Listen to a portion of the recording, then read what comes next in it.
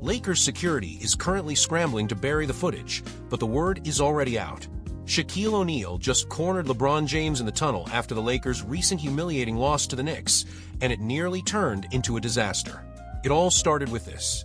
Because the game is different. Like, I want people to understand, and our fans to understand, that playing 82 games in the 80s and 90s is not the same as playing 82 games in the 2020s. According to insiders and eyewitness reports, by the time the game ended, Shaq was already waiting in the tunnel, blocking the path to the locker room.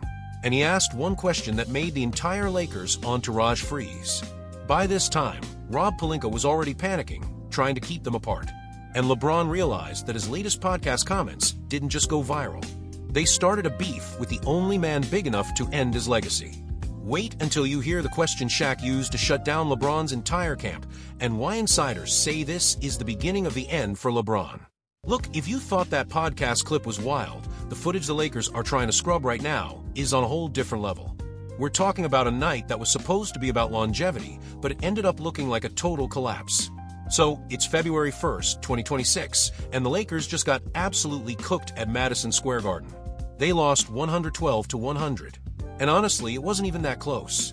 Music, OG Anunoby and Landry Shamet were basically treating the Lakers' defense like a warm-up drill. Music, Luka Doncic finished with 30 points, while LeBron finished with 22. But man, he looked every bit of 41 years old out there. After the game, he was walking through the MSG tunnel, probably already thinking of what excuses to drop on the next pod, when he ran into a literal wall. Shaq was just standing there leaning against the concrete, and he was not there to do a funny ESPN bit. Music, he was 325 pounds of that pure 90s era, don't play with me energy, and he was straight up blocking the way to the locker room. People who were right there said the vibe went from 0 to 100 instantly. Shaq didn't even say what's up. He looked LeBron dead in the eye and dropped a line that made everybody stop dead. How are you going to call this hard when you play in a league where even looking at a dude too long is a technical foul? And of course, LeBron tried to do that thing where he explains high-level basketball, talking about pace, space, music, and how the game is faster in 2026. But Shaq wasn't buying all of that. He cut him off and barked back, pace doesn't matter when nobody is allowed to touch you. You're only talking about speed because you're scared to admit your body isn't what it used to be, and you're playing in a soft era. Then Shaq went for the jugular. He went straight for Anthony Davis, Joel Embiid, and all the other NBA players who have been missing games and used them as the ultimate proof. Shaq's whole point was that in his day, you played until the bone was showing. Today, these guys missed 3 weeks because they landed a little weird.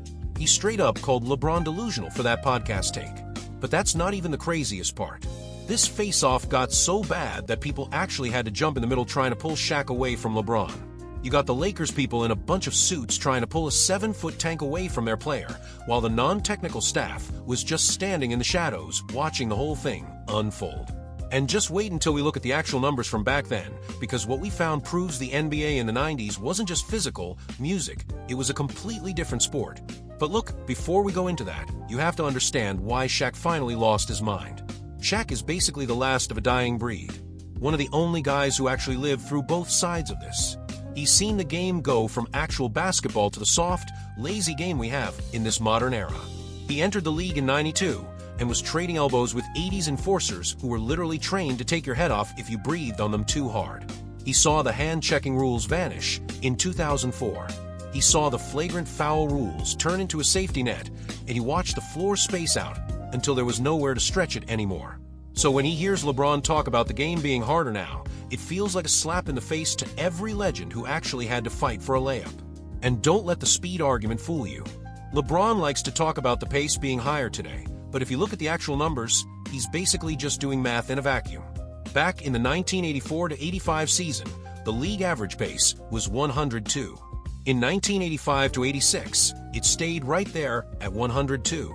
And right now in 2026, the league average has actually dipped back down to around 99.5. We're talking about the 1984-85 Denver Nuggets running at a staggering pace of 107, a number that would make most modern teams pass out by the third quarter. What about the Showtime Lakers, who were consistently clocking in over 100? The difference, however, is that they were doing it while getting hinged, cross-lined, and shoved into the front row. There was no freedom of movement back then. There was just survival.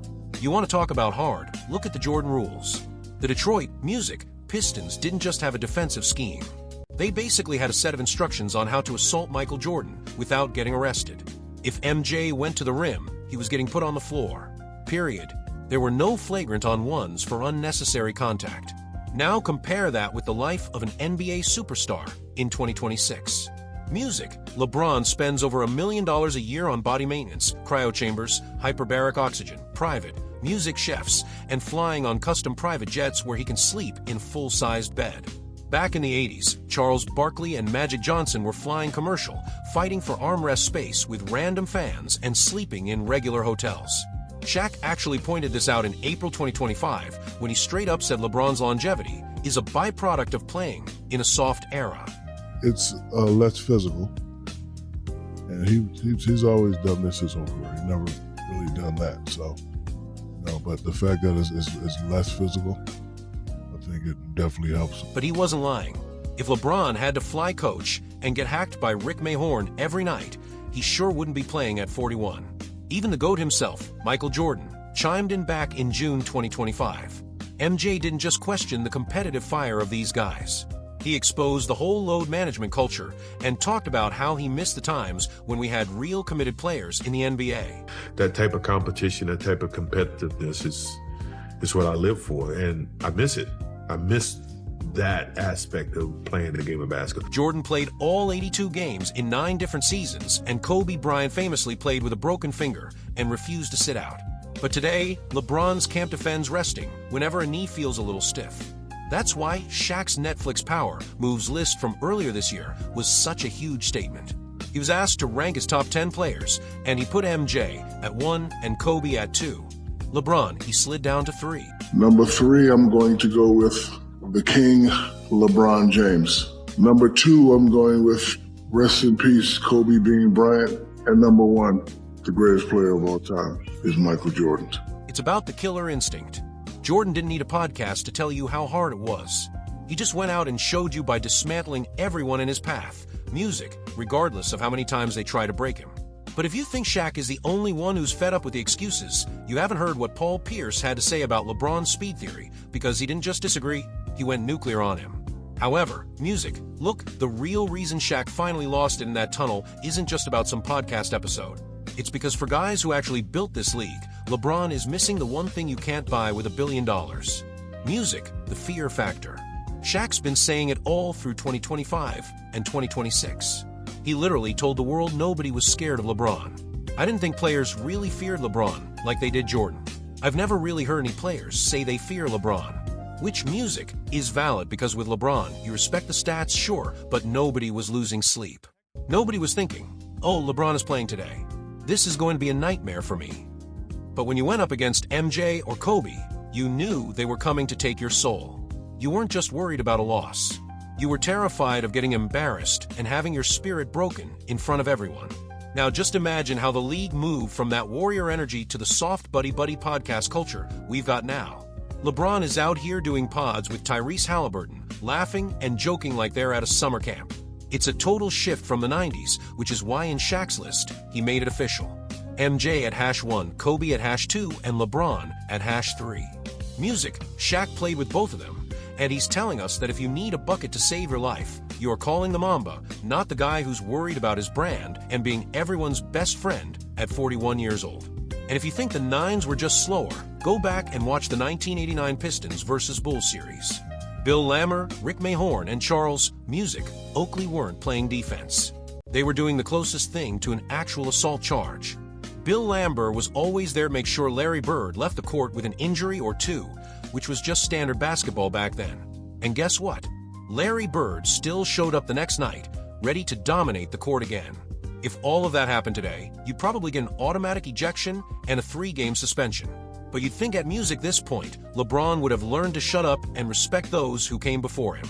But no, this guy actually had the nerve to say on that podcast that calf injuries are the new high ankle sprains. I didn't think players really feared LeBron like they did Jordan. I've never really heard any players say they fear LeBron. Like, the game is so fast today that these minor injuries are just as bad as what they faced in the 80s or 90s. Shaq almost lost his mind at that take, especially since he spent a whole career getting hacked like a tree. What about Isaiah Thomas? Music, Remember what he went through in the 1988 finals? Isaiah was playing on one leg, literally hobbling with an ankle swollen to the size of grapefruit. And he still dropped 25 points in a single quarter. But according to Loft, his era with the rest days and billion-dollar budget is harder. Oh, and his other favorite excuse is that the 8S NBA was just 4 guys sitting in the paint. Like they were just unathletic figureheads. But Shaq took that personally, too. You're talking about Hakey, David Robinson, and a young lean Shaq. These weren't sitters.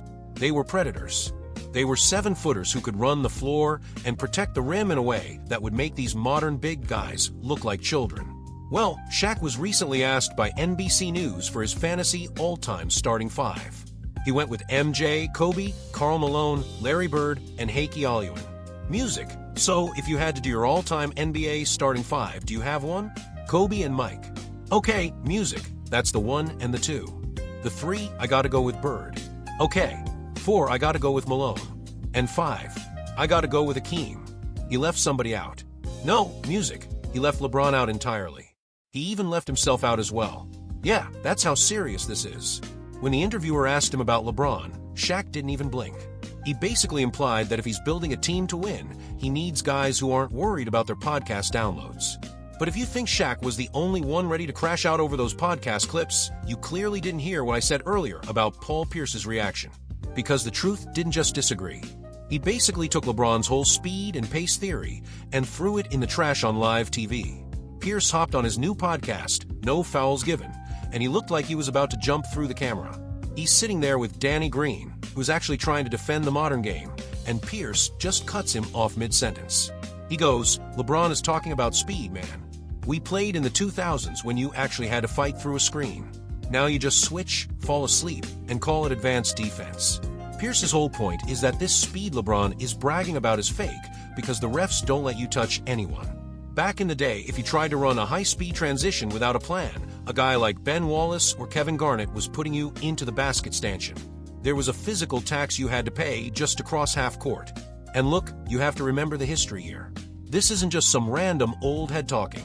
Pierce and LeBron have been at each other's throat since that 2008 Eastern Conference semifinals where they both dropped 40 in Game 7. That was when the NBA still had some form of grit and that 90s Warrior mentality. They used to spit at each other in the preseason, literally. And Pierce has never forgotten that LeBron had to go to Miami just to finally get past him. To Pierce, LeBron is trying to pretend the game is harder now because it justifies why he's struggling to keep up with the young guns in 2026. And when you think about it, you begin to wonder, for someone who used to be so competitive in his prime, how come he is advocating for a soft era now, exactly at a time when he's getting too old for the game? Pierce even doubled down, saying the switching defense today is basically a cheat code for lazy superstars. In the 9s or the 2000s, if you were guarding a star, you stayed on his hip. You fought through the elbow, you slid under the screen, and you dealt with the bruises. Today, you just point at your teammate, switch the jersey, and hope the other guy misses a wide-open 3. I think when I first came into the league, Reese, some of the biggest concerns of injuries was like, a high ankle sprain. You was afraid to step on somebody's ankle because there was 4 or 5 guys sitting in the paint. Because there was 4 or 5 guys sitting in the paint. And if you land on somebody's ankle, you get a high ankle sprain, you out 4 to 6 weeks. Now, that's not really much you don't really see that as much now because the game is so spread open, it's so much pace. But now you see the new high ankle sprain is the calf. He ended the segment by basically calling the modern era sanitized. He told Danny Green straight up that the only reason these guys are putting up these historic numbers is because the enforcer has been hunted to extinction. Music. You can't be a Charles Oakley or a Rick Mahorn anymore because you'd be suspended for the season by November. But here's the most shocking part of all of this. On January 29th, for the first time in 21 years, basically a lifetime in basketball, the NBA announced the All-Star starters and LeBron James wasn't on the list. Think about how insane that is. This dude has been a sure name for the All-Stars since most of us watching this were in high school. But the league finally moved on. Luka Doncic is the new face of the Lakers, and the fans, the media, and even the players themselves basically says, why are guys playing until they're 40? In the 90s, the game literally chewed you up and spit you out by 33. If you played 40 minutes of what was basically a wrestling match every night, there's no way you were staying till 40. LeBron playing this long isn't proof of longevity or greatness. It's proof that he's playing in a sanitized era where you can load manage your way to a 2-decade career. And Shaq smelled the blood in the water immediately.